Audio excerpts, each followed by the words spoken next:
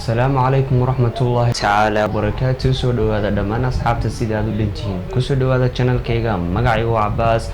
Videogeena maanta wuxuu ku saabsan yahay adeeg aad iyo aad uga yaabiyay dunida. Adeegaas oo ay keentay shirkadda weynada taqaanaan ee Facebook ee aad 24 ka isticmaashaan adeegyadeeda kala duwan. Haddaba adeegan magaciisa waxaa la dhahaa Facebook Story, kaas oo ujeedadiisu ay tahay inuu gudbiyo oo uu basaaso xogahaaga gaarka ah ee kugu jira taleefankaaga gacanta. Hadday noqon lahayd lambaradaada, videoiskaaga, pictureskaaga iyo xidhiidhadaada gaarka ah intaba. adeegan ayaa ay shirkadda maxaa kugu dhacay adiga smartina video duubayo? Okay, run no bis. Okay, run no. Ma moodin inay wax duubaya hadaba please. Okay, run no bis. Aan ka duubo videoga. Sorry.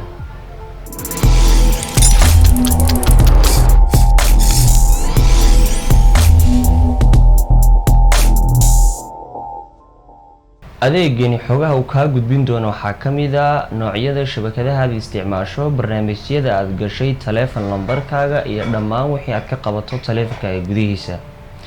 waxaana ay weliba u ballan qaadayaan qof kasta oo laga helo xog ka badan intii hore in lagu kordhin doono $20 ee bil walbaaba qaadan jiray. haddaba haddii ay bataan xogaha laga heli doono ama aad dhiibi doontid, waxaa ku badan doonta lacagta aad ka qaadan jirtay bil walba ee dhammayd $20. waa iska caadi, way dhacdaa in kambaniyada waaweyn ee adduunka horumaray ay dabagal ku sameeyaan shaqaalahooda si ay u ogaadaan wax soo saarkooda iyo dhammaanba xogahooda gaarka ah. laakiin adeegani waa adeeg ka duwan kuwa ay isticmaalaan kambaniyada waaweyn. kani waxa uu si cad u sheegayaa qofka haddii uu isticmaalo in xog walbaaba lagu ogaan karo. hore ayaa ay dhibaato ugala kulantay shirkadda Facebook adeeg kan usoo dhowaa oo ay horey u keentay, kaas oo la dhihi jiray Facebook Research, kaas oo isna u ogolaan jiray in ay taleefanada dadka galaan isla markaana ay wax ka ogaan karaan. laakiin waxaa jira adeegani wax uusan awood u lahayn inuu taleefankaaga ka gudbiyo oo ah fariimaha ama message-ka taleefankaaga gudihiisa aad ka dirayso iyada oo aadan wax internet isticmaalaynin. taas oo adeegani u saamixi karta kaliya in uu arko waxa aad dirayso oo uu la socdo, laakiin uusan u gudbin karin shirkadda. adeegii hore ee Facebook Research arrimaha aadka looga xumaaday waxaa kamid ahaa in uu sawirro ka qaadi karo waxyaabaha aad online-ka ku iibsatay iyo waraaqaha aad online-ka ku jaratay intaba. taas oo keentay shirkadda Apple in ay ku wargeliso shirkadda Facebook in ay meel kaga dhacayso heshiisyadii ay galeen.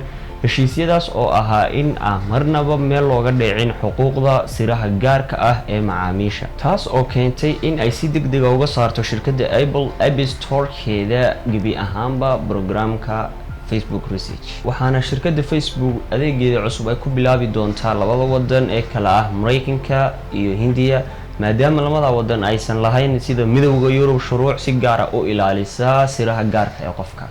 waa la yaab in laga codsado in la ogaado sirahaaga gaarka ah. haddii aad ogolaatana lagu siin doono $20 oo lacaga. videogeena maanta intaasuu ku eegyahay. fadlan haddaad ka heshay subscribe garee, like garee, share garee. intii aan video kale idiga soo diyaarin doonana